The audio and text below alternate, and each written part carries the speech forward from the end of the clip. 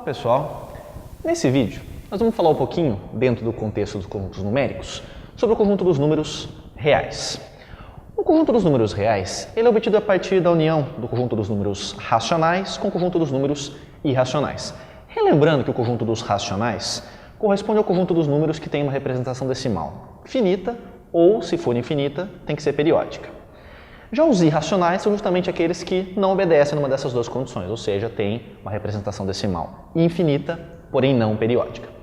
Na hora que você junta esses dois conjuntos, você ganha justamente o conjunto dos reais.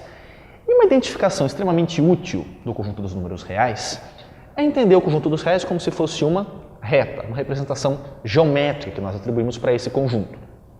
Em cima dessa reta, nós estabelecemos uma origem, que é onde a gente vai marcar o número zero, e também uma orientação dada por essa setinha, que essa setinha não é só um enfeite não, ela indica para que lado que os números estão crescendo, no sentido de que, se eu localizo dois números em cima da minha reta real, aquele que estiver mais à direita é o maior dentre os dois, ok?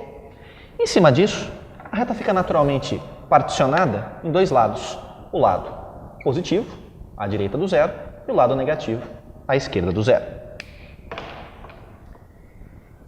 E dentro desse conjunto dos reais, pensando na sua representação geométrica como sendo uma reta, é importante destacar os chamados intervalos da reta, que são subconjuntos do nosso conjunto dos números reais, que vão ter muita importância no contexto principalmente das inequações.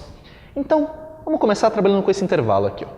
Aqui nós estamos escrevendo o conjunto dos números reais, tais que é a leitura dessa barrinha na diagonal, o x está entre 1 e 5, no caso x maior ou igual a 1 e menor ou igual a 5. Isso significa que todos os números reais que eu vou localizar entre o extremo 1 e o extremo 5 pertencem ao meu intervalo, incluindo as duas extremidades, dado que eu tenho o sinal de igual valendo para ambos. Então, para indicar que a extremidade está presente no nosso conjunto, nós vamos indicar isso colocando uma bolinha fechada. O 5 também pertence ao nosso conjunto, nessa extremidade também vai uma bolinha fechada, e não só essas duas extremidades, mas todo mundo que ficou no meio de campo. Então a gente chega aqui e representa geometricamente esse conjunto dessa maneira. E uma notação a respeito desse intervalo, que é uma notação bastante útil para a gente representar esse tipo de intervalo da reta. Você vai chegar aqui e marcar as duas extremidades, 1 e 5. Para indicar que o número 1 pertence ao nosso conjunto, eu vou colocar um colchetes, sendo que a boca do colchete está voltado para o número, para indicar a presença da extremidade. Mesma coisa para essa extremidade 5. Coloco um colchetes com a boca dele voltada para o número 5, para indicar que esse número também pertence ao nosso intervalo. Então está aqui, intervalo fechado de extremidades 1 e 5. Um outro intervalo da reta, que também é importante saber descrever, é o intervalo aberto, no caso aqui também de extremidades 1 e 5. Ele é muito parecido com a situação anterior, a diferença básica é que agora não estamos incluindo nenhuma das duas extremidades. Como é que eu indico isso geometricamente? A ausência da extremidade, ao invés de colocar uma bolinha fechada, a gente coloca uma bolinha aberta. No caso, tanto o 1 quanto o 5 estão ausentes, então para o número 5 também uma bolinha aberta, e fica só a rapaziada para frente do 1 e para trás do 5. Nesse caso, como é que eu vou discriminar isso daqui através daquela outra notação usando colchetes? Então, na presença do número, você coloca a boca do colchete voltado para ele. Na ausência do número, a boca do colchete fica voltada para o outro lado. Assim como a extremidade 5 também não estando presente, boca do colchete voltada para fora.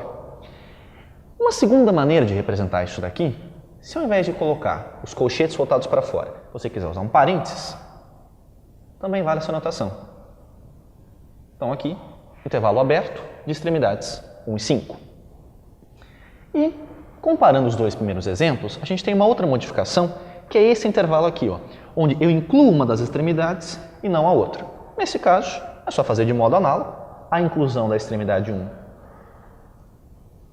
bolinha fechada, excluindo a extremidade 5, bolinha aberta. E a galera no meio do caminho. Representação em termos de intervalo, inclui 1 e não inclui o 5. Se quiser usar parênteses para indicar a extremidade aberta, também pode.